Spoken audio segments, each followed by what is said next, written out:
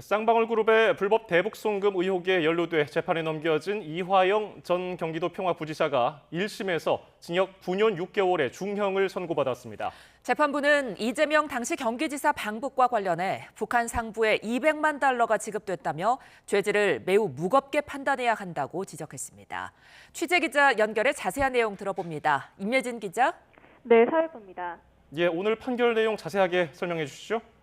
네, 수원지방법원은 뇌물과 대북 송금 혐의 등으로 구속 기소된 이화영 전 경기도 평화부지사에 대해 징역 9년 6개월과 벌금 2억 5천만 원을 선고했습니다. 재판부는 이재명 당시 경기지사 방북과 관련해 북한 상부에 200만 달러가 넘어갔다며 죄질을 매우 무겁게 판단해야 한다고 지적했습니다. 또 이 전 부지사가 쌍방울이 준 법인카드와 법인 차량을 이용하고 측근에게 급여를 주게 해 정치자금을 받은 혐의 역시 인정된다고 판단했습니다. 다만 검찰이 공범으로 지목한 이재명 민주당 대표에 대한 구체적 판단은 내놓지 않았습니다. 오늘 재판에서는 이 전 부지사가 이 대표에게 대북 송금 사실을 보고했는지도 쟁점이 되는데 이와 관련해 재판부는 이 전 부지사가 경기도지사였던 이재명 대표에게 보고했는지는 이 사건과 무관하다고 말했습니다. 이 전 부지사는 당시 도지사였던 이재명 대표의 방북 비용과 경기도 스마트팜 사업비 등 800만 달러를 쌍방울이 대납하게 한 혐의로 재판에 넘겨졌습니다.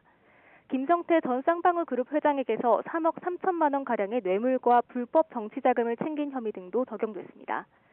검찰은 남북경제협력 사업권을 빌미로 고위직 공무원과 중견그룹이 유착한 전형적인 정경유착 범죄라고 규정했는데요.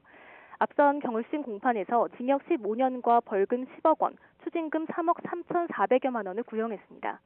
판결 직후 이 전 부지사 측 변호인은 검찰의 친화적인 재판 진행에 이런 결과를 예상했었다며 굉장히 편파적인 증거 취사 선택이 있었다고 불만을 나타냈습니다.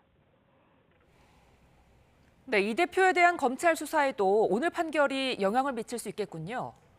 네, 현재 수원지검이 제3자 뇌물 혐의로 이 대표를 수사하고 있는데요. 오늘 이 전 부지사의 대북 송금 혐의에 대해 일부 유죄 판결이 나오면서 이 대표에 대한 검찰 수사에도 속도가 날 것으로 보입니다. 앞서 이 전 부지사의 재판 과정에서 이 대표의 연루 가능성을 두고 진실 공방이 벌어지기도 했는데요. 이 전 부지사는 지난해 검찰 조사에서 이 대표에게 쌍방울이 스마트팜 비용과 도지사 방북 비용을 대납한 사실을 보고했다는 취지로 진술했습니다. 하지만 석 달 뒤 옥중서신을 통해 검찰의 회유와 압박 때문에 한 진술이라며 번복했고 지난 4월 재판에서는 술자리 회유 의혹까지 제기해 논란이 됐습니다. 김 전 회장 등과 함께 이 대표를 엮기 위해 사실상 세미나를 하고 이 과정에서 검찰청사 안에서 술을 마시기도 했다고 주장한 겁니다. 이에 대해 검찰은 이례적으로 출정 기록과 조사실 사진까지 공개하며 사실 무근이라고 반박했습니다. 지난해 9월 검찰이 불법 대북 송금 공범 혐의 등으로 이 대표에 대한 구속영장을 청구했지만 법원이 기각하기도 했습니다. 민주당에서는 검찰이 무리해서 이 대표를 엮으려 한다고 주장하며 관련 특검법까지 발의했고 검찰은 1심 선고 직전에 특검법을 발의한 건 사법방해특검이라며 반발했습니다. 지금까지 사회부에서 전해드렸습니다.